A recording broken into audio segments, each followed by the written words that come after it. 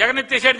జగనెత్తేయడం సర్వేలోనే అరెకరం 10 ఎకరాలు ఉంటే రైతుకి అరెకరం తేడా ఉంటది. అది సర్వే, అప్పుడున్న యాక్యురసీ అది. కానీ ఇవాళ ఉన్న యాక్యురసీ అట్ట కాదు. ఇప్పుడు వచ్చేసి జగన్మోహన్ రెడ్డి గారు తీసుకొచ్చిన సిస్టమ్ ప్రస్తుతానికి ప్రపంచంలో అద్భుతమైన సర్వే.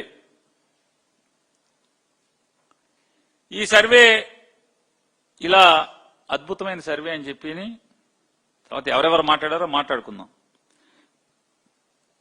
మీరు రేపో మాపో చీఫ్ సెక్రటరీ చేయబోతున్నటువంటి, మీ ప్రభుత్వం రేపో మాపో చీఫ్ సెక్రటరీ చేయబోతున్నటువంటి, గతంలో మా అప్పుడు రెవెన్యూ సెక్రటరీగా పనిచేసినటువంటి, అంతకుముందు చంద్రబాబు నాయుడు గారి పేషీలో ముఖ్య అధికారిగా పనిచేసినట్టు ఆయన ఈ సర్వే గురించి ఏం మాట్లాడారో ఒకసారి చూడండి. ఒకసారి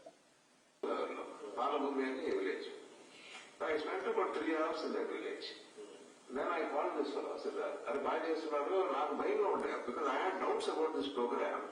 ఏమైనా విలేజ్ లో దాకా లేకుందేమో వాడు సెంటర్ పోవాలని. But when I went there, I found I was very comfortable. I felt it's a good plan. I told him as such. బాగుంది, బాగా చేస్తున్నారు. తర్వాత జాయిన్ అయినాక 2 villages వెళ్ళాను మళ్ళీ గుంటూరు జిల్లాలో. I talked to farmers, then I saw what they're doing. I was very comfortable that this is a program which it is completed, we will get good name for the government. So now all doubts I lost. Sai Prasad గారు ఏం చెప్పారు? 2022లో revenue సెక్రటరీగా వారు చేరారు. ఏం చెప్పారు?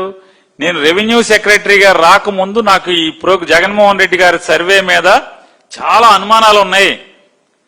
చేరిన తర్వాత రెవెన్యూ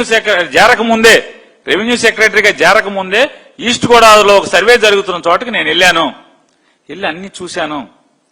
చూసిన తర్వాత అరే భలే చేస్తున్నారే, నేనేదో చాలా అనుమానాలు ఉన్నాయి తప్పులు జరుగుతున్నాయేమో అనుకున్నాను, చాలా సమస్యలు వస్తాయి అనుకున్నాను. లేలే, చాలా బ్రహ్మాండంగా జరుగుతుందని చెప్పని సిద్ధార్థ్ జైన్ అనేటువంటి అప్పటి సర్వే కమిషనర్ కి ఫోన్ చేసి నేను చెప్పాను అని చెప్పారు. తర్వాత ఏమన్నారు? నేను జగన్మోహన్ రెడ్డి గారి గవర్నమెంట్ లో రెవెన్యూ సెక్రటరీగా జాయిన్ అయిన తర్వాత గుంటూరు జిల్లాలో వెళ్ళి కూడా ఇన్స్పెక్ట్ చేశాను, రైతులతో మాట్లాడాను. ఆయన ఏమన్నాడు? పాత survey 5% plus or minus survey, అది ఇది యాక్యురేట్ సర్వే. చాలా మందికి సెంట్లు తగ్గినప్పుడు సమస్య వస్తుందేమో అని చెప్పి రైతుల దగ్గరికి వెళ్ళి చాలా మందితో రైతులతో మాట్లాడాను. రైతులు కూడా సాటిస్ఫై అయ్యారు.